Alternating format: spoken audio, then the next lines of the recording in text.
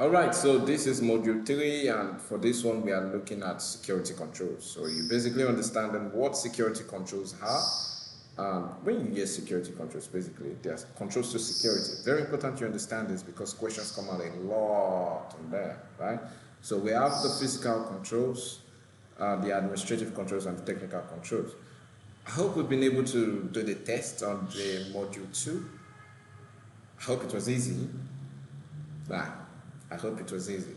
So it shouldn't be that hard anyway. So basically, security controls are controls that you use in security, to control security. Use it to safeguard stuff, it's just security controls.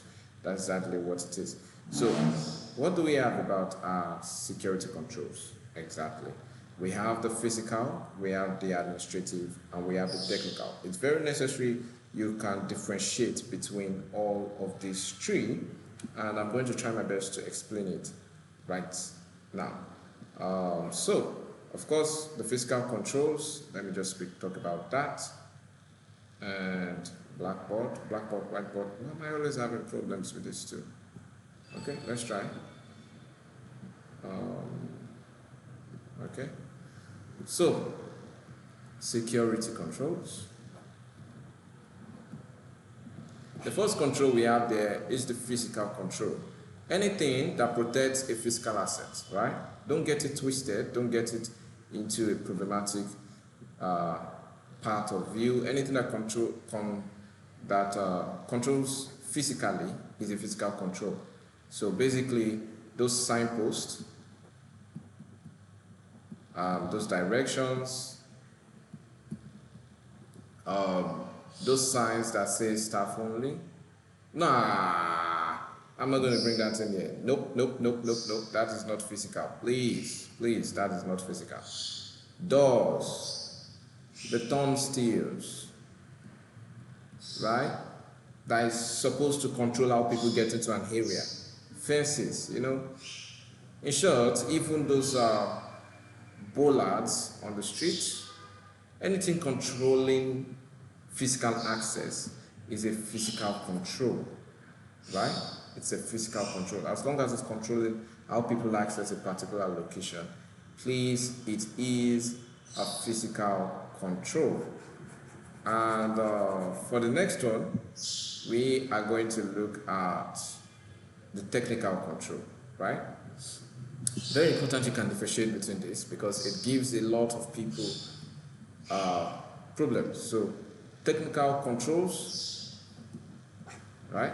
So when it comes to technical controls, you are looking at controls that actually work technically. That is, they are, how do we put it? Let's put it as computerized, right? So you're trying to log in, username and password, log in. That is a technical control. Another aspect of technical control, the switches you put up on something, the access control list, firewalls. You can see they sound quite technical, right? Technical controls are technical controls that control access. I would have mentioned biometrics here, but biometrics seems to be confusing for a lot of people, right? It has confusing elements to it. The problem with biometrics is that it would, how do we put it? It would conflict when you try to think of it in also the aspect of physical security, right? Biometrics can be used as technical security. If you're logging in, for instance, using biometrics, that's technical control. But if you're using biometrics on a door lock, that is a physical control. Please, just for the sake of the exam. Some people might disagree in the comment section. There's no problem. Let everyone give their reasons. I feel if you have a really good reason, we would switch over to what you're saying. But that's the way I've been able to walk around this whole thing, right? So the last one we have in there is what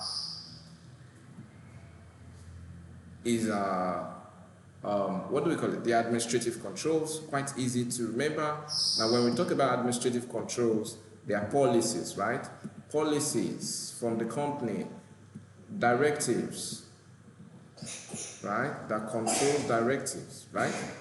For instance, if you get a kind of message, right, that is saying something like, do not enter, parking, all of those are administrative controls. Oh, the first one I mentioned, staff only, right? Staff only. Another thing that comes out on the exam, there was a particular one, access policy. I can't remember. Access policy. It's also an administrative control, right? So please do not forget that. Really important that you should know about it. So once you know all those, you have little or no problem anymore with this part of it. So we are good. We have continued right there. Okay. So, okay. All right, great. So technical controls can also be called logical controls. You can go through it. Physical controls, process-based security needs using physical hardware devices such as barriers, architectural features of buildings, and basically all and all. And our technical controls are computer systems and networks directly implement or code. Administrative controls, also known as managerial controls, are directives, guidelines, or advisories aimed at people within the organization. So, yep. So we are all good on that. Those are the security controls, and we have a knowledge check here. Of course, I'm attaching my knowledge check also. You should check the link and attempt the questions, and let me know what you feel about it. Now, these questions are, I love these questions that ISC put up here. Very important. Very, very important, because it kind of brings the need of the physical to the technical in a way that people don't expect, right? Now, the first one here, these can protect information in a file cabinet from being viewed by unauthorized persons. Confidentiality, of course, as well as keeping any document from being modified. What would you have picked in here? This is very tricky. You can pause the video right now and pick your answer.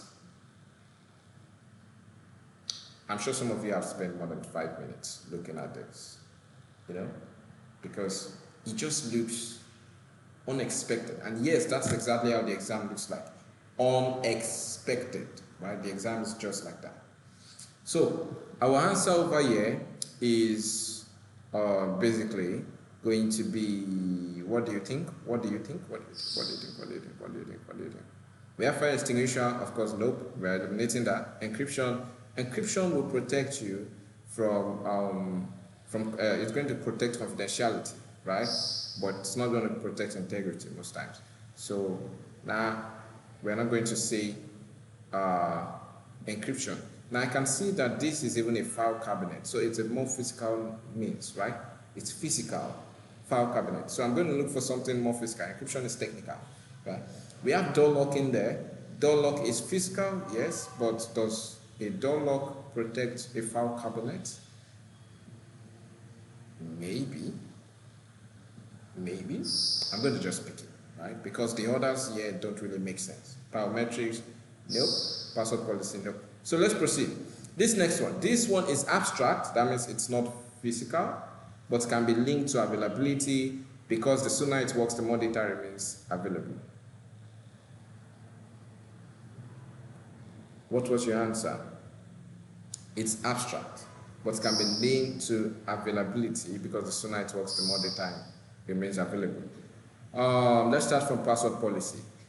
Password policy just tries to define how your password should be, the password strength and all of that. So are we going to see this is linked to availability? No, it's not.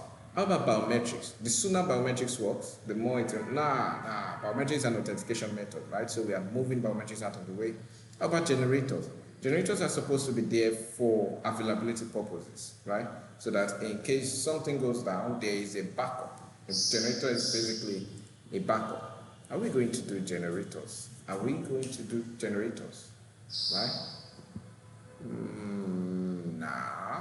Nope.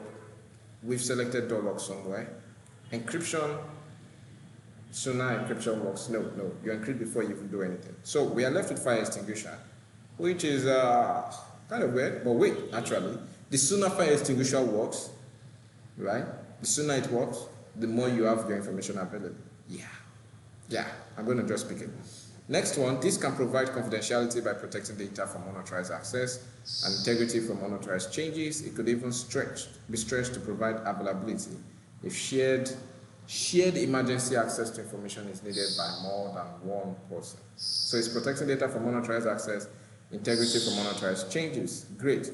I know this is definitely going to look exactly like what we're going to see. Let me see. Data from unauthorized access. I'm not really sure with this one, but I'm going for, I'm going for password policy for now. I'm not really sure. I might come back to change this. So let's go straight in.